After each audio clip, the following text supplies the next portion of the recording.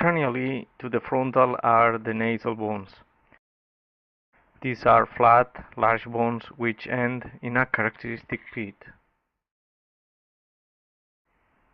Cranially to the frontal are the nasal bones. These are flat, large bones which end in a characteristic pit. Ventrally to the nasal bones are the two incisives. These two bones articulate in the middle but leave space for the interincisive foramen, which allows the passage of the interincisive vessels. The incisive bone has a big nasal process, projected caudally towards the nasal bone. Between the nasal and incisive bones, it is the naso-incisive notch, which is covered by skin and thin muscles, and is therefore easily palpable in the live horse. Cranially to the orbit is the lacrimal bone. This bone has two aspects, the facial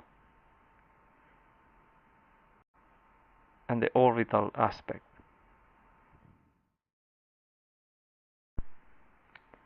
The main features of this small bone are better displayed in an isolated specimen.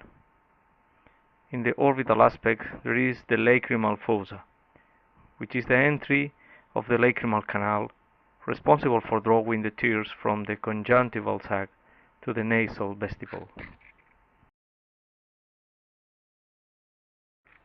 Ventrally to the lacrimal is the zygomatic bone. It also has facial and lacrimal aspects. The most relevant feature of this bone is the caudally projected zygomatic process, which builds the cranial part of the zygomatic arch.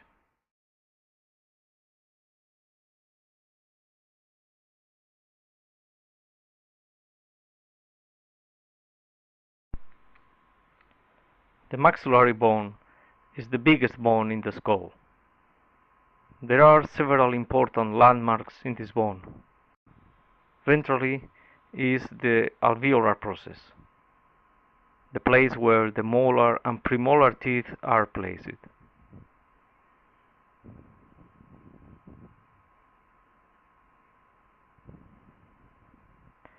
In the lateral aspect of the maxillary bone there is a big foramen.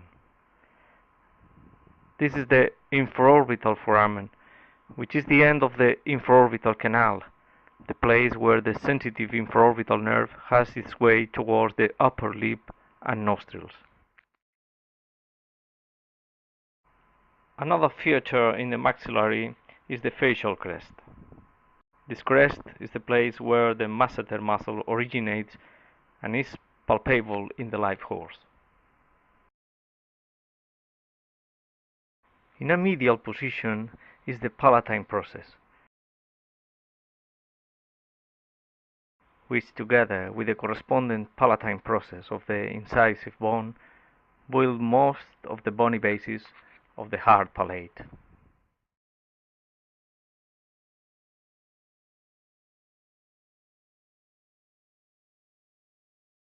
Finally, caudally in the maxillary is the maxillary tuberosity.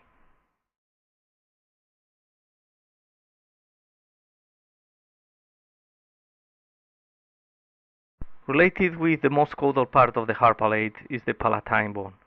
Whereas its horizontal plate joins the bony palate, its perpendicular plate projects caudally towards the pterygoid process.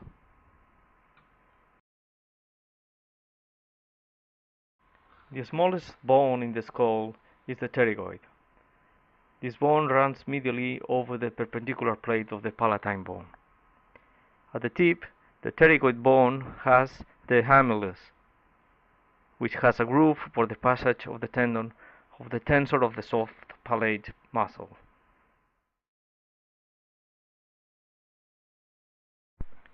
Three more bones should be considered in the skull: the vomer, the ethmoid, and the ventral nasal turbinate. all three of them are related with the nasal cavity.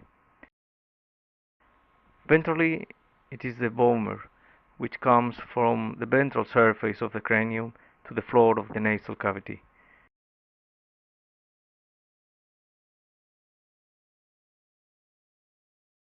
This bone supports the cartilae of the nasal septum.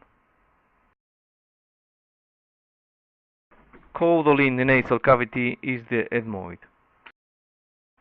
Part of this bone, the so-called lamina cribosa, wields the cranial limit of the cranium. A second part of the ethmoid is the perpendicular plate, which is related with the septum of the nasal cavity. Finally, the ethmoid has a labyrinth of bone turbinates. The turbinates are thin and coiled bones which project rostrally from the bottom of the nasal cavity. Two of those turbinates are much bigger and therefore receive particular names. These are the dorsal nasal turbinate and the middle nasal turbinate. It is important to recall that those turbinates are related with the sense of smell.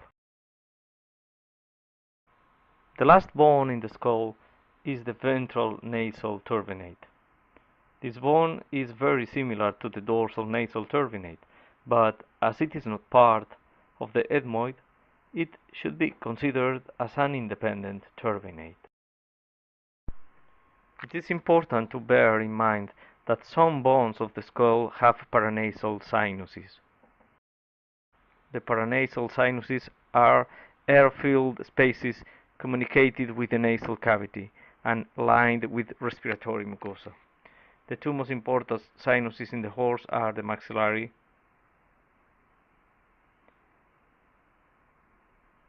which is hollow in this image, and also the frontal sinuses.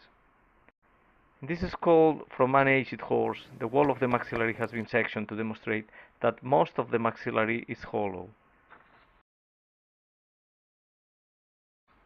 There are two maxillary sinuses, which are completely separated by a septum. Therefore, the sinuses are named rostral and caudal maxillary sinuses.